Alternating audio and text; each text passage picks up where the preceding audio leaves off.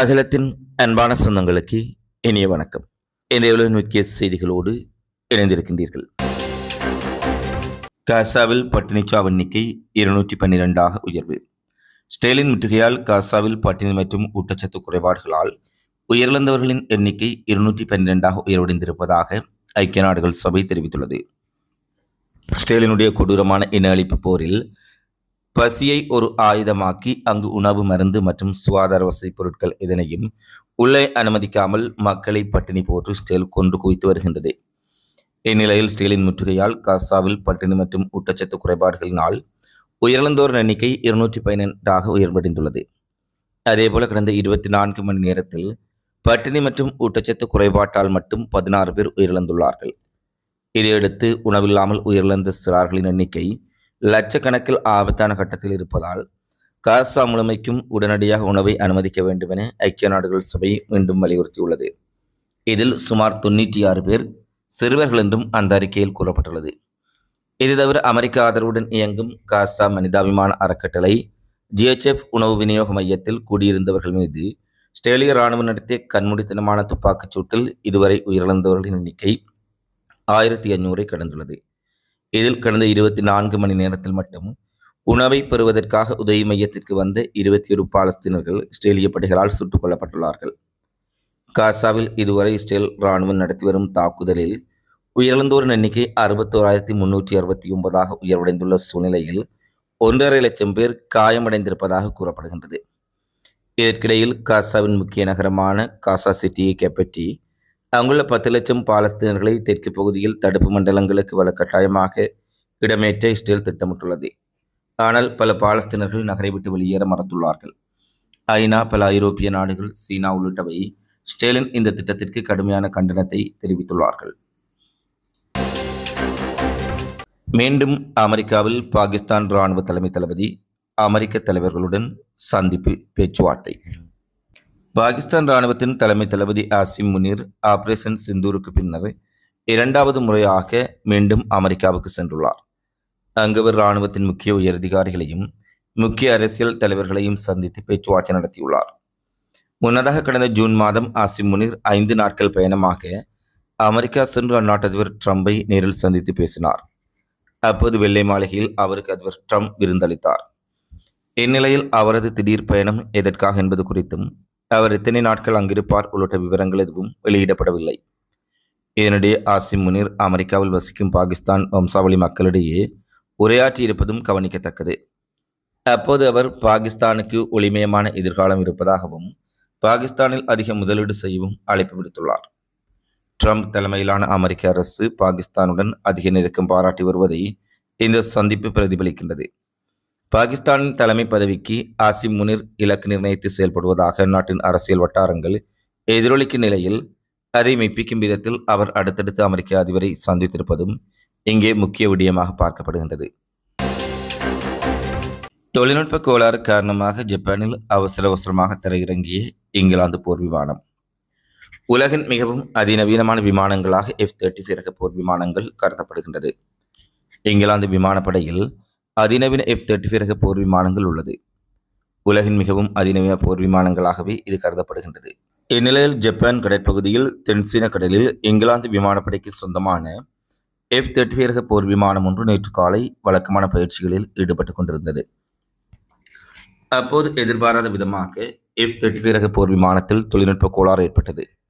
இதை அறிந்த விமானி போர் விமானத்தை ஜப்பானின் ககோஷிமா சர்வதேச விமான நிலையத்தில் அவசரமாக தரையிறக்கினார். இதனால் விமான நிலையத்தில் 30 நிமிடங்களுக்கு பயணிகள் விமான சேவையில் பெரும் பாதிப்பு ஏற்பட்டது. F-35 போர் விமானத்தில் ஏற்பட்ட கோளாறை சரி செய்யும் பணியில் ஊழியர்கள் ஈடுபட்டு வருகின்றனர். முன்னதாக கடந்த 14ஆம் தேதி இங்கிலாந்து விமானப்படைக்கு சொந்தமான F-35 ரக போர் விமானம் தொழில்நுட்ப கோளாறு காரணமாக கேரளாவின் திருவனந்தபுரம் விமான நிலையத்தில் தரையிறங்கியது. 8 நாட்கள் திருவனந்தபுரத்தில் நிறுத்தப்பட்ட அந்த விமானம் தொழில்நுட்ப கோளாறு சரி செய்யப்பட்ட பின்னர் கடந்த 22ஆம் தேதி இங்கிலாந்துக்கு புறப்பட்டு சென்றமை குறிப்பிடத்தக்கது. தற்போது 2வது முறையாகவும் F-35 ரக போர் விமானம் ஜப்பானில் அவசரமாக தரையிறக்கப்பட்ட சம்பவம் பரபரப்பை ஏற்படுத்தியுள்ளது. இறுதிச்சடங்கில் பங்கேற்றுவிட்டு வீடு திரும்பிய போது பஸ் கவிழ்ந்து விபத்து, 25 பேர் பரிதாபகரமாக உயிரிழப்பு. கிழக்கு ஆப்பிரிக்காவில் அமைந்துள்ள நாடு கென்யா. கிழக்கு ஆப்பிரிக்காவில் அமைந்துள்ள நாடு கென்யாவில் மேற்கு பகுதியில் உள்ள காகமெகா நகரை சேர்ந்த 30க்கும் மேற்பட்டோர் உறவினர் ஒருவரின் இறுதிச் சடங்கு நிகழ்ச்சியில் பங்கேற்க நேற்று பஸ்ஸில் கிசுமு நகருக்கு சென்றார்கள். இறுதிச் சடங்கு நிகழ்ச்சியில் பங்கேற்றுவிட்டு அனைவரும் அதே பஸ்ஸில் சொந்த ஊருக்கு திரும்பிக் கொண்டிருந்தார்கள். கிமுசா நகரை தாண்டி சென்று கொண்டிருந்த போது டிரைவரின் கட்டுப்பாட்டை இழந்த பஸ் திடீரென சாலையில் கவிழ்ந்து பயங்கரமான விபத்துக்குள்ளானது. இந்த கோர விபத்தில் பஸ்ஸில் பயணம் செய்த 10 பெண்கள் உட்பட 25 பேர் சம்பவ இடத்திலேயே உயிரிழந்துள்ளார்கள். ஏனையவர்கள் காயங்களுடன் மருத்துவமனைகளில் அனுமதிக்கப்பட்டுள்ளார்கள். இந்த சம்பவம் குறித்து போலீசார் விசாரணை நடத்தி வருகின்றனர். இறுதிச் சடங்கில் பங்கேற்றுவிட்டு வீடு திரும்பிய போது பஸ் விபத்தில் 25 பேர் உயிரிழந்த சம்பவம் கென்யாவில் பெரும் சோகத்தை ஏற்படுத்தியுள்ளது. கம்போடியா எல்லையில் கன்னிவெடியில் சிக்கி தாய்லாந்து ராணுவ வீரர்கள் 3 பேர் படுகாயம். தாய்லாந்து மற்றும் கம்போடியா நாடுகளிடையே நீண்ட காலமாக மோதல் போக்கு நடைபெற்று வருகின்றது. தென்கிழக்கு ஆசிய பகுதியில் அமைந்த தாய்லாந்து மற்றும் கம்போடியா நாடுகளிடையே நீண்ட காலமாக மிகப்பெரும் மோதல் நிலவி வருகின்றது. இரு நாடுகளின் எல்லையில் தா முஜென் தாம் என்ற கோவில் அமைந்துள்ளது. இந்த கோவில் அமைந்துள்ள பகுதிக்கு இரு நாடுகளும் உரிமை கோரி வருகின்றார்கள். இது தொடர்பாக கடந்த மே மாதம் இரு நாட்டு இராணுவத்தினரும் மோதிக்கொண்டார்கள். இதில் கம்போடியா இராணுவத்தினரும் தாய்லாந்தை சேர்ந்தவர்கள் மத்தியிலும் உயிரிழப்பு நேர்ந்தது. கடந்த மாதம் 24ஆம் தேதி முதல் 28ஆம் தேதி வரை நடந்த போரில் 43 பேர் உயிரிழந்தார்கள். இரு நாட்டு எல்லையில் சுமார் 3 லட்சம் மக்கள் வெளியேற்றப்பட்டார்கள். இந்த போரின் போது எல்லையில் கன்னிவெடிகள் நிலத்தில் பதித்து வைக்கப்பட்டன. 5 நாட்கள் நடந்த போர் பேச்சுவார்த்தைக்கு பின்னர் முடிவுக்கு வந்தது. இந்நிலையில் கம்போடியா எல்லையில் கன்னிவெடியில் சிக்கியின்றி 3 தாய்லாந்து வீரர்கள் படுகாயமடைந்தனர். இரு நாட்டு எல்லையில் ரோந்து பணியில் ஈடுபட்டிருந்த தாய்லாந்து வீரர்கள் கன்னிவெடியில் சிக்கிக் கொண்டதில் படுகாயமடைந்தார்கள்.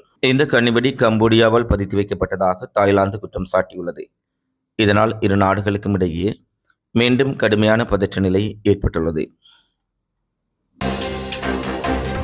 இஸ்ரேலில் பிரதமர் பெஞ்சமின் நெதன்யாகுவுக்கு எதிராக மக்கள் வீதிகளில் திரண்டு மிகப்பெரிய போராட்டத்தில் ஈடுபட்டிருப்பதாக இஸ்ரேலிய ஊடகங்கள் செய்தி வெளியிட்டுள்ளார்கள். காசாவில் உடனடியாக சண்டை நிறுத்தம் மேற்கொள்ளப்பட வேண்டும், பணைய கைதிகள் ஒப்பந்தம் இறுதி செய்யப்பட்டு பணைய கைதிகள் வீட்டுக்கு கொண்டு வரப்பட வேண்டும் என்று வலியுறுத்தி இந்த போராட்டம் முன்னெடுக்கப்பட்டது.